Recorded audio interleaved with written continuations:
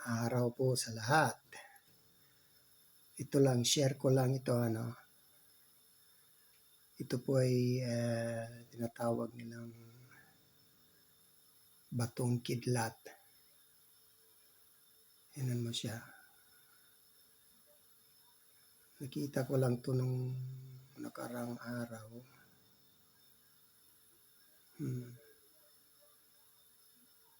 So ito pong bigay lang po ako ng konting tips kung paano makita ang batong kidlat. May mga hugis, mga sari-sariling hugis sila, kanya-kanyang hugis. Kadalasan, ganito yung hugis nila, may parang nakaganon siyang hugis niya. Saka maitim, sobrang itim, makintab. Pero, isang pagsusuri nito kung totoo bang batong kidlat to siya o hindi, magnetic siya. Kadalasan ng mga bato hindi magnetic. Pero ito, pakita ko sa iyo pag gamitan mo siya ng magnet,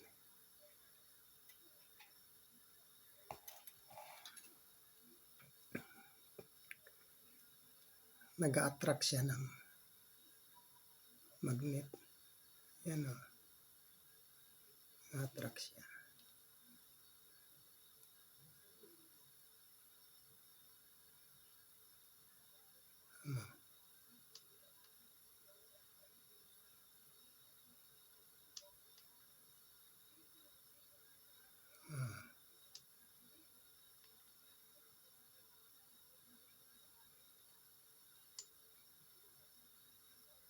Na-attract siya ng magnet.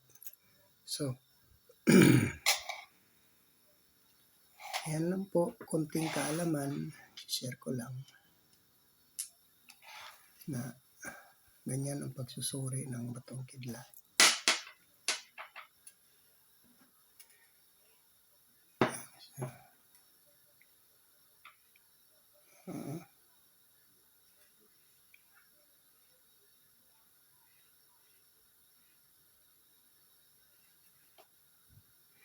Tanggalan ko na lang ng kasi itong chain niya metal to akala nyo kung kasi magnet itong chain. Tanggalin ko lang ito siya ngayon.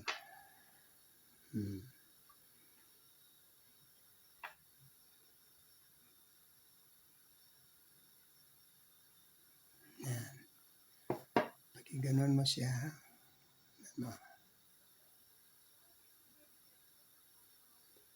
Naka-attract talaga siya.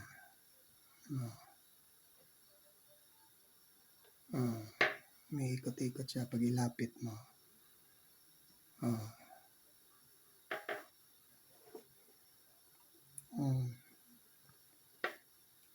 Ganyan ang pagsuri kung totoo bang kidlat o hindi. Yan. Yan lang po mga kaantigero. Share ko lang. Yan. Yan yung hugis niya. Yan.